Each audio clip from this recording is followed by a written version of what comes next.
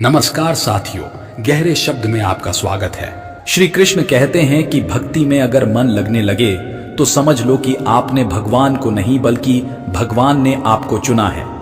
दोस्त, आज का ये वीडियो बहुत ही महत्वपूर्ण है क्योंकि आज के इस वीडियो में हम बात करेंगे स्वयं भगवान श्री कृष्ण के श्रीमुख से निकली श्रीमद् भगवत गीता के दिव्य ज्ञान से प्रेरित ऐसे पवित्र और अनमोल विचारों की जो आपके जीवन से सारे दुख, चिंता और निराशाओं का अंत करके जीवन को नई ऊर्जा, उमंग और खुशियों से भर देंगे। श्रीमद् भगवत गीता सिर्फ एक धर्म के लिए नहीं है, बल्कि इसे धरती के हर इंसान को पढ़ना और समझना चाहिए ताकि वह अपनी जिंदगी में सुख, शांति और सफलता को प्राप्त कर सके। कहा जाता है कि जिस घर में गीता का पाठ हर रोज पढ़ा जाता है या सुना जाता है, उस घर में भगवान श्री कृष्ण स्वयं आते रहते हैं। मित्र, अगर आप भगवान श्री कृष्ण के इस बहुमूल्य ज्ञान का लाभ अधिक से अधिक लेना चाहते हैं तो श्रीमद् भागवत गीता से प्रेरित इस ज्ञान को पूरा अंत तक सुने और इन विचारों को आप हर रोज सुबह और रात में सोने से पहले जरूर सुने।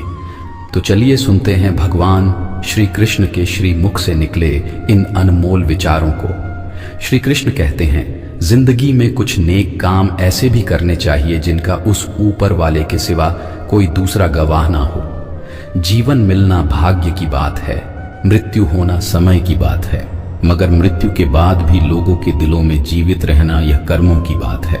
कहानी पुरानी जरूर है और आपने सुनी भी होगी, पर कई बार कहानी की शिक्षा इतनी महत्वपूर्ण होती है कि उसे बार बार सुनना जरूरी हो जाता है ताकि हम सतर्क हो सकें, बार बार अपने जीवन में झांक सकें कि कहीं हम भी तो ऐसा नहीं कर रहे।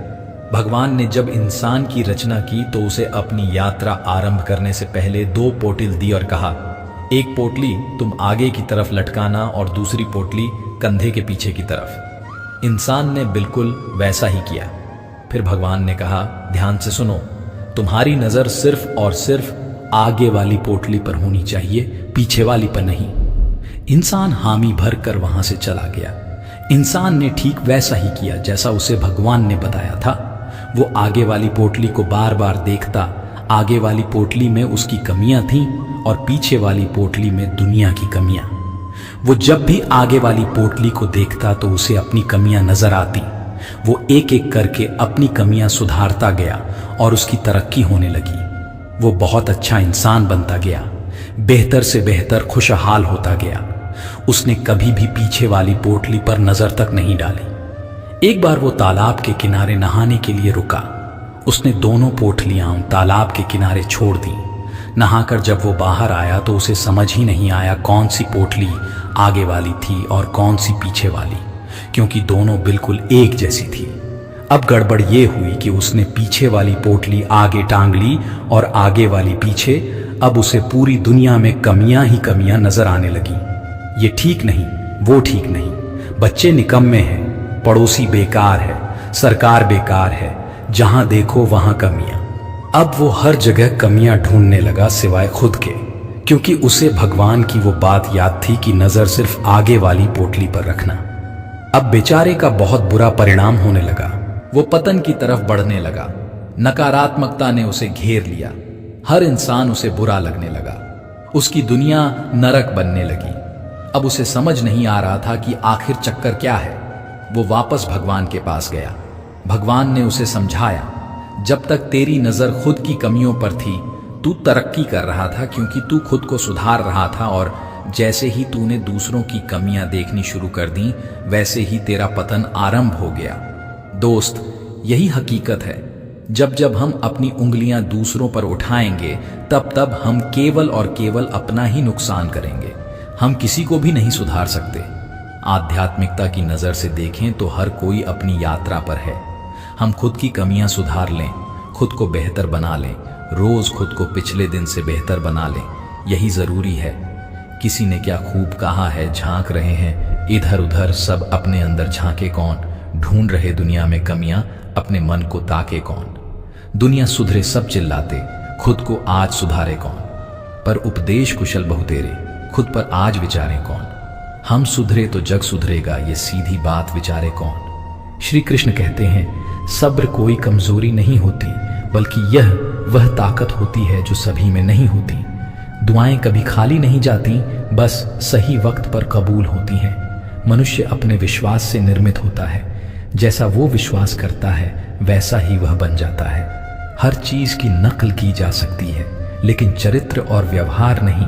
अपनी सोच को काबू में रखिए, क्योंकि आपकी सोच ही असलियत का रूप लेगी। अगर नीयत अच्छी हो तो नसीब कभी बुरा नहीं होता। दिमाग में विचारों की भीड़ जितनी कम होगी, जिंदगी का सफर उतना ही आसान होगा। मन का झुकना भी बहुत जरूरी है। सिर्फ सर झुकाने से भगवान नहीं मिलते। अगर आप उन बातों और परिस्थितियों की वजह से चिंतित हो जाते हैं जो आपके नियंत्रण में नहीं है, तो इसका परिणाम समय की बर्बादी और भविष्य का पछतावा है। आप दुख पर ध्यान देंगे तो हमेशा दुखी रहेंगे। आप सुख पर ध्यान देंगे तो हमेशा सुखी रहेंगे, क्योंकि आप जिस पर ध्यान देते हैं वही चीज सक्रिय हो जाती है। श्रीमद् भागवत गीता में भगवान श्री कृष्ण कहते हैं कि जिस तरह प्रकाश की ज्योति अंधेरे में चमकती है, ठीक उसी प्रकार सत्य भी चमकता है। इसलिए मनुष्य को हमेशा सत्य की राह पर चलना चाहिए। मृत्यु एक अटल सत्य है जिसे कभी बदला नहीं जा सकता है। इस संसार का जब से निर्माण हुआ है तब से जन्म मृत्यु का चक्र चलता आ रहा है। कोई मनुष्य चाहे लाख चीजें जान ले, चाहे वो पूरे जगत को जान ले, लेकिन अगर वह स्वयं को नहीं जानता तो वह अज्ञानी है। कान्हा कहते हैं, अगर कोई आपको ठुकरा दे तो बुरा मत मानना, क्योंकि वे वास्तव में आपकी कीमत नहीं जानते। बुरा वक्त गुजर जाता है, बस उस ऊपर वाले को हमारा सब्र आजमाना होता है। चेहरे पर हमेशा मुस्कान का ये मतलब नहीं कि जीवन में संघर्ष नहीं, बस ऊपर वाले पर भरोसा ज्यादा है। जिंदगी में अगर कुछ बड़ा करना है तब दो चीजें हमेशा याद रखना कि जो खोया है उसका गम नहीं, जो पाया है वह भी किसी से कम नहीं। तबीयत से व्यक्ति जितना कमजोर नहीं होता, उससे ज्यादा वो नकारात्मक विचारों से थकता है। जिंदगी में हम कितने सही और कितने गलत हैं, ये सिर्फ दो ही शख्स जानते हैं, परमात्मा और अंतरात्मा।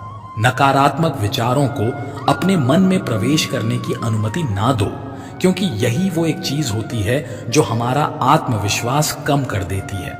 कामयाबी कुछ नहीं, बस एक नाकामयाब व्यक्ति के संघर्ष की कहानी होती है। आपके खिलाफ होने वाली बातों को खामोशी से सुन लीजिए। यकीन मानिए, वक्त उन्हें बेहतर जवाब देगा। जिसने अपने को वश में कर लिया है, उसकी जीत को देवता भी हार में नहीं बदल सकते। अगर लोग आपकी अच्छाई को आपकी कमजोरी समझते हैं तो ये उनकी समस्या है। आप आईना हो, आईना बने रहो।